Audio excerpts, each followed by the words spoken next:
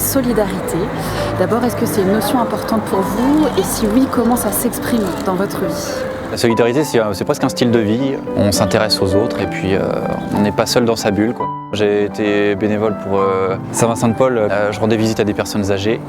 Je faisais des visites à domicile et puis voilà, sinon des maraudes. On peut vivre, tourner vers soi-même, se faire plaisir et puis à un moment donné se dire ok, mais je peux aussi apporter aux autres et faire une sorte d'échange. Plus on est solidaire avec les autres, plus on reçoit. Et en fait, on se rend compte qu'on est beaucoup plus heureux comme ça.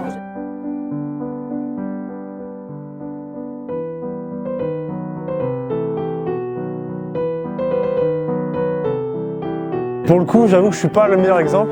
Je suis investi dans rien. Par contre, au niveau des copains, j'ai un grand cœur. Et ça, on peut pas me le retirer. Des fois, quand je suis dans la rue, que je vois des gens, des SDF par exemple, voilà, des fois j'aime bien donner une petite pièce. Mais c'est vrai que ça se limite à ça. J'ai pas spécialement d'action en association ou autre. Puis sinon, le partage des fois avec les copains. Je le vis au quotidien parce que j'aime aider les gens. Je trouve qu'aujourd'hui, tout le monde est individualiste et personne ne pense à son prochain, à son voisin. Je prends l'exemple tout à l'heure, j'étais en vélo et je disais bonjour à tout le monde et en fait, il y a la moitié qui ne répondent pas. Oui, pour moi, c'est super important. Il y a énormément de causes qu'on veut aider. Là, en ce moment, il y a la guerre en Ukraine, on y pense tous, on est tous touchés, mais après, il y a tellement de choses au quotidien. Déjà, rien que dans notre ville, on voit déjà une petite misère. Au quotidien, ce serait peut-être de savoir ce que le prochain a besoin, d'aider au maximum les personnes qu'on côtoie, que ce soit le cercle familial, amical. Et également dans mon travail, rien que de rendre un service. J'ai fait un an j'étais dans une association, c'est dans Interact Van. On faisait des petites actions, on a lavé des voitures, vendu des savons et tout ça. Et après on reversait à des associations, on a versé à la Tilma, enfin différents trucs un peu pour tout, quoi. Je trouvais ça bien d'aider les gens et de m'impliquer un peu. Je me suis dit bon, j'ai ma petite vie sympa, faudrait se mettre un peu à améliorer la société.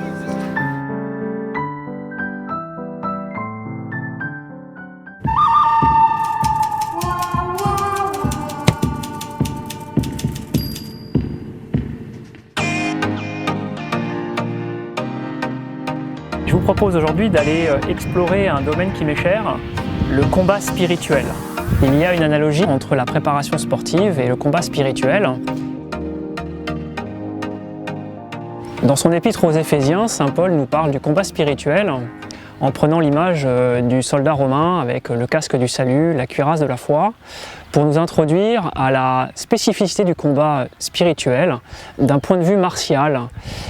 Pour ma part, j'utilise le sport, mon activité sportive, pour me préparer effectivement au combat spirituel. Et je vais me préparer au quotidien, semaine après semaine, pour exercer mes qualités athlétiques, mais aussi ma volonté, mais aussi surmonter les difficultés qui s'offrent à moi et en allant au-delà des difficultés. Ça se passe au niveau de l'esprit, de sa volonté. On a l'habitude de dire en coaching sportif qu'un corps faible commande et qu'un corps fort obéit. Et donc, l'esprit va dominer le corps et va lui permettre de progresser, de se fortifier.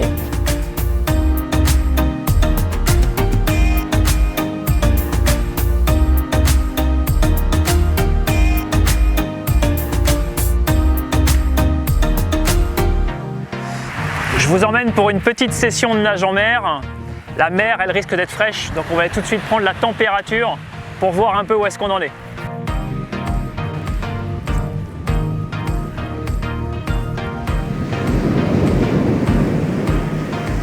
Ça pique, mais ça va le faire.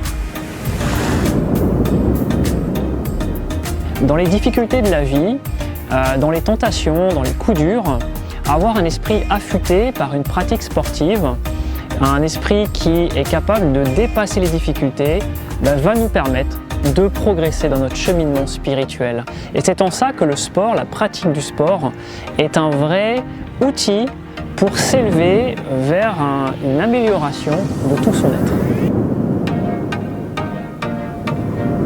Allez, parti!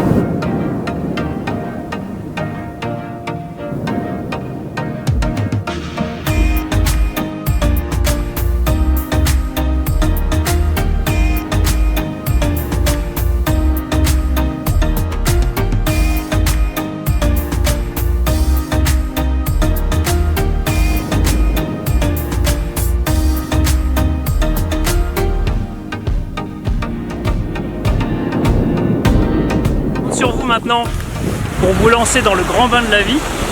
Reprenez ou continuez une activité sportive. Faites-vous plaisir. Vous rendrez service à votre corps et à votre esprit pour vous fortifier et gagner votre combat personnel.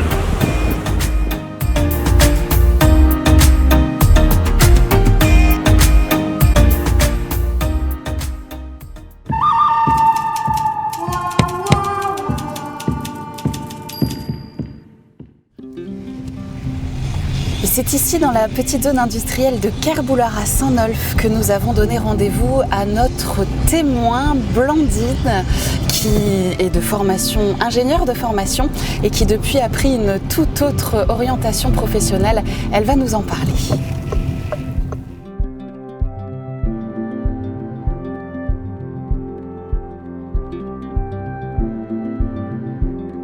Il y a environ un an, j'ai ressenti le besoin et l'envie de donner plus de sens et plus d'humain à mon travail, de savoir pourquoi je voulais me lever le matin et pour qui. Et voilà, du coup, je me suis engagée en tant que responsable de maison dans une maisonnée partagée Simon de Sirène à Nantes. C'est une maison, une coloc en fait, entre des personnes cérébrolésées et des personnes valides comme moi, comme vous, qui sommes là pour aider ces personnes à vivre leur quotidien, à vivre leur projet de vie et à vivre tous ensemble une vie de maison, de famille.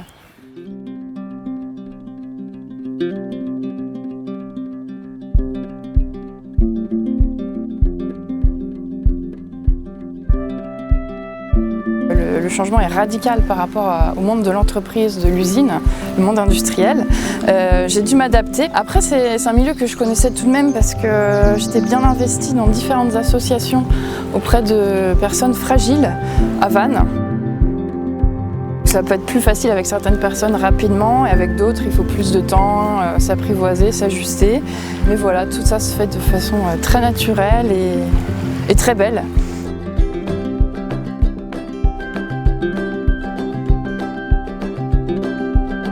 Au sein de Simon de Sirène, ce qui est beau, c'est que chacun vient avec ses fragilités. Ça ne s'appelle pas Simon de Sirène pour rien. Simon de Sirène a aidé Jésus à porter sa croix. Et en fait, on a chacun une croix. Alors elle se voit pas, elle est petite, elle est grosse. Mais chacun a sa croix et on s'aide chacun entre nous à les porter. Le plus marquant, ça a été ma première soirée maison, où toute la maisonnée est rassemblée et où on fait ce qu'on appelle un tour de bougie. Chacun a la bougie, on se passe à tour de rôle et chacun exprime ses merci, ses pardons de la semaine qui s'est passée. Et il en sort des magnifiques choses et je pense que ça porte la colocation.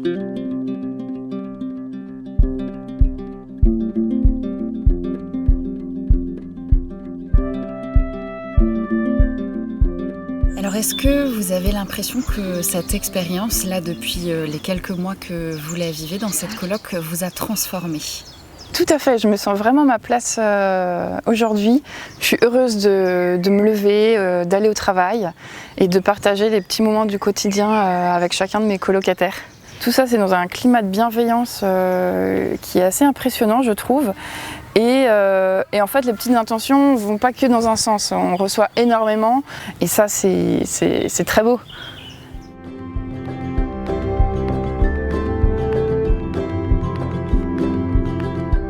Je suis beaucoup plus épanouie, je pense, et dans la joie au quotidien.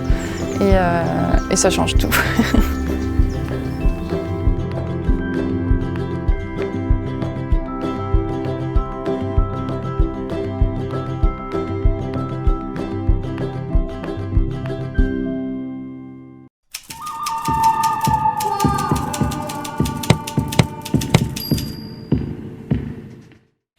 Nous allons à présent retrouver Yves Gourville pour une nouvelle découverte littéraire et musicale, ici même sur les rives du golfe du Morbihan.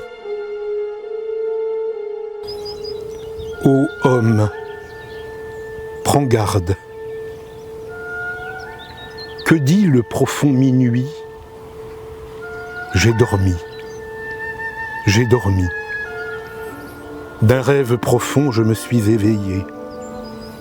Le monde est profond, et plus profond que ne le pensait le jour.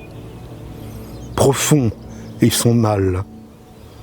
Joie plus profonde encore que la peine du cœur. La lourdeur dit « passe », mais toute joie veut l'éternité, veut la profonde, profonde éternité.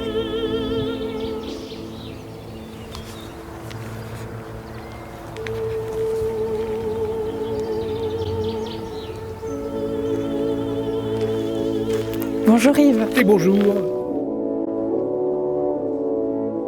Yves, aujourd'hui, vous avez choisi de nous lire ce texte extrêmement profond de Nietzsche. Oui, il y a surtout cette phrase que je trouve absolument sublime, et qui, toute joie veut l'éternité, la pure, la profonde éternité. Et donc ça dit quelque chose d'extrêmement important sur ce qu'est l'éternité.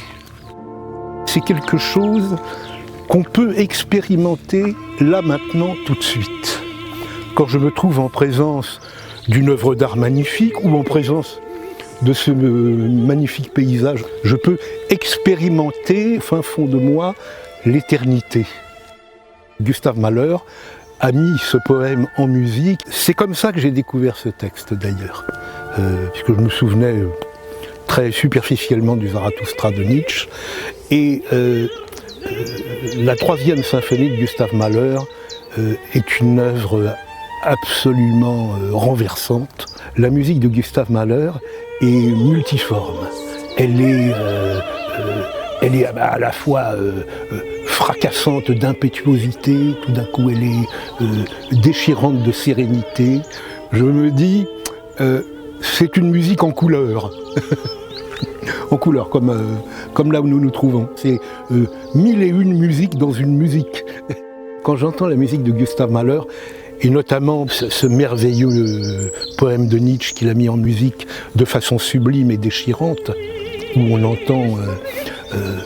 entend cette voix de femme qui appelle la joie et l'éternité du fond, du fin fond, du fond de son être. Je pense que quand on entend ça, on se dit voilà, vous savez, maintenant j'ai compris Nietzsche.